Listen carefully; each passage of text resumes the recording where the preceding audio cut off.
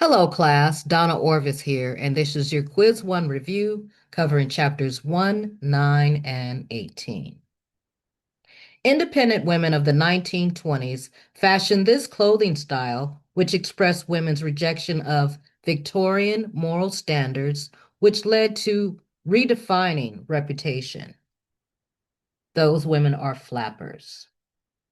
Understanding one's sexually and having interpersonal skills and integrity are two characteristics of sexual intelligence.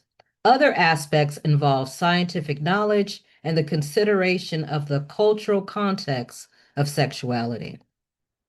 In China, circa 2500 before Christ era, the earliest known sex manuals, called Kama Sutra, were discovered.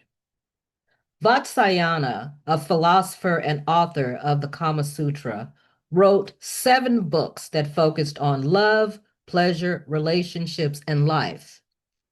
Of the 7 books, only one chapter is dedicated to sexual techniques and positions, contrary to belief.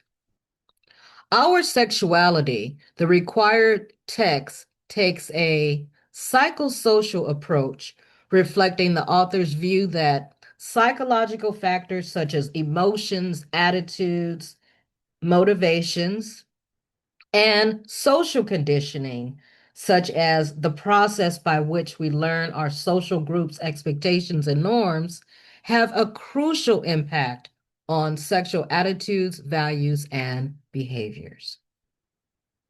Calling a woman a slut to humiliate, intimidate, and degrade her for sexual behaviors that cross the line of acceptable sexual activity is termed slut shaming. Slut shaming is used to show contempt towards a woman or avoid being targeted themselves. However, this was very, very common during the flapper era, and it was um, conducted by both men and women.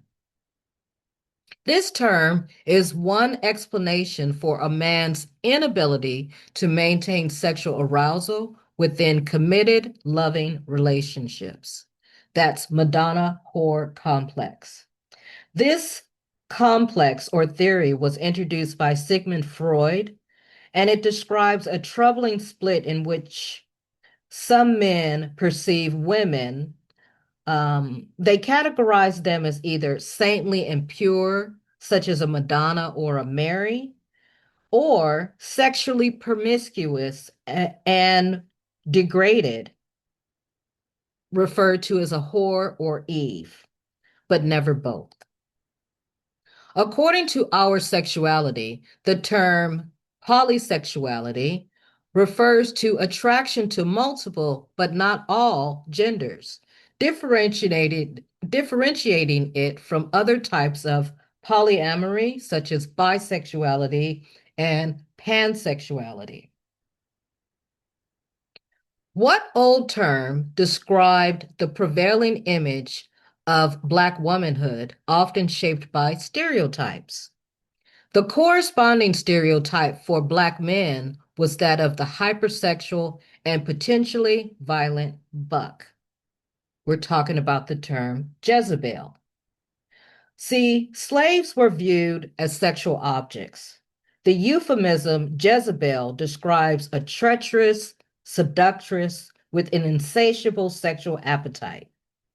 Slaves had no agency over their bodies, nor had any control over how they were viewed. Their marriages were not legally recognized, which greatly influenced or even justified poor treatment by whites. Lisa Diamond describes the variability in same-sex and other sex attraction and involvement at different times and different situations throughout the lifespan, and she describes them as non-monosexuality. She's talking about sexual fluidity. Sexual fluidity is the opposite of being sexually fixed or monogamous.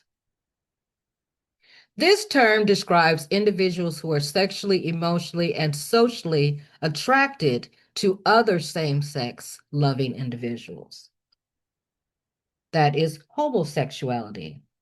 This term also includes social and political concerns related to homosexual orientation. Research about the sexuality of women during the Victorian era found that the majority experienced sexual desire and enjoyed orgasms. See, Victorians practiced restraint in all aspects of life. However, men were allowed to behave differently.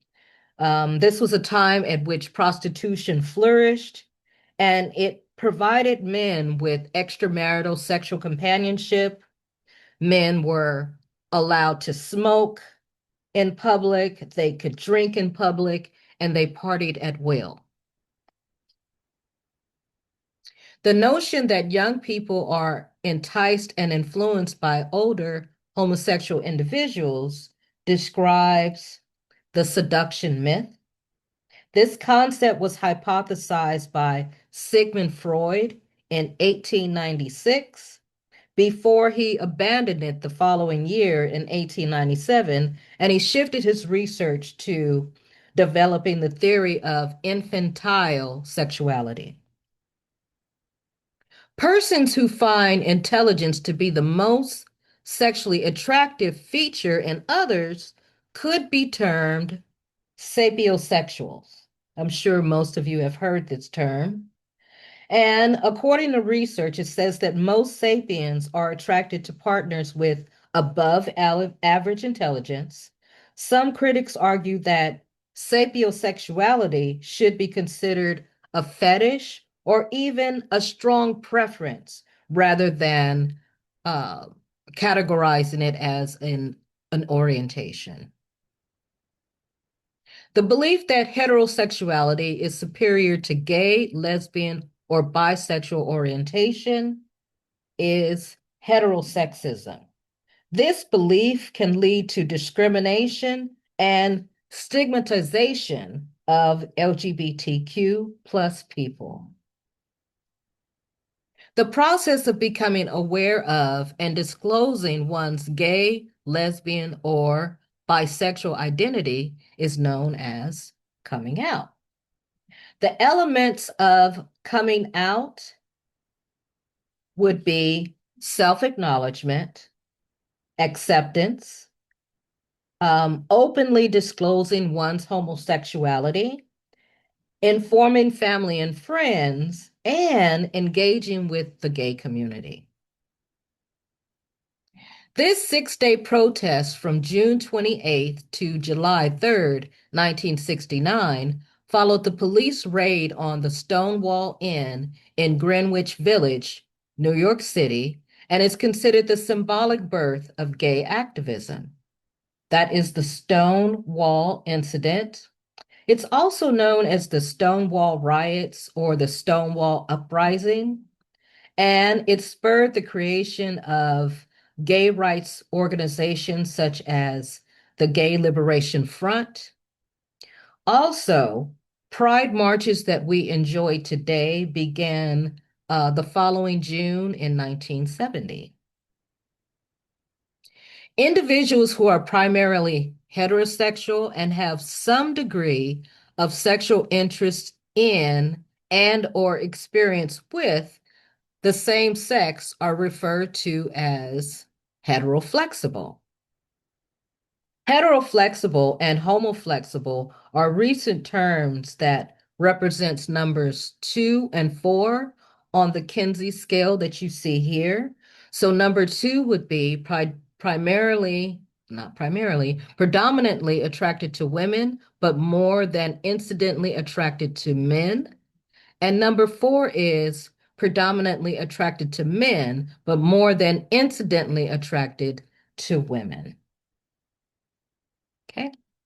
Depictions of sexuality produced primarily by women that display mutuality, respect, affection, and a balance of power describe erotica. The word erotica is derived from eros, meaning passionate love. In terms of erotic film, most audiences are attracted to romance, love, and affection as opposed to pornography. Amateur BDSM, fetish, hardcore, softcore, LGBTQ+, and transgender are categories associated with pornography. Pornography refers to any written, visual, or spoken material depicting sexual activity or genital exposure, and it's intended to be sexually arousing. And let me ask, in your opinion, should OnlyFans be classified as pornography? If so, would it be considered hardcore or softcore? And if you want more information about porn, I would advise you to consult the Porn Studies Journal. Using sex in exchange for money or expensive gifts mimics prostitution. Prostitution, referred to as sex work, is the oldest profession on record. It has flourished from men servicing men in ancient Greece and Sumerian civilizations to courtesans of Renaissance Italy. And today, there's various forms that are practiced around the world. The Comstock Act of 1873 was the first U.S. law prohibiting the mailing of obscene materials such as birth control devices and birth control pamphlets. Anthony Comstock was a U.S. postal inspector, and it was his job, and he took it very seriously, to deem materials as obscene when produced without serious literary, artistic, political, or scientific value, if they were deemed patently offensive to contemporary community standards, which were essentially his standards, and the theme must appeal to indecent or lewd interest in sex, which was also determined by Anthony Comstock. Unfortunately, the definition of obscenity is highly subjective and as a result is not covered by the First Amendment. As a result of this act, workers could be eligible for pensions, sick leave, and unemployment benefits. Brothels could be regulated to improve safety and working conditions. Tax revenues could provide significant income to communities, and all of the above justify legalizing prostitution. Massage parlors are sometimes a makeshift storefront for a quick service brothel. These houses were typical in the United States historically, but are illegal in some counties in Nevada. The purpose of this act is to protect the public from harmful material. However, the definition is so broad and ambiguous that it prevents health organizations from adequately promoting education, information, and resources. We're talking about censorship. Through the Comstock law that we just talked about, censorship can be enforced by governments, religious authorities, corporations, or even individuals through self-censorship. So you can prevent yourself from looking at certain materials, which is also considered censorship. The First Amendment serves to protect against such censorship. Okay? And lastly, which of the 14 amendments protects the freedom of speech? That would be, of course, the First Amendment. All right. The extra credit question will come from California state laws. And so I encourage you to review the laws that we have gone over so far. before taking your test. And I wish you luck. And I will be in my office next week if you have questions, but please do your reading and reviewing this presentation will prepare you well for your quiz. Good luck.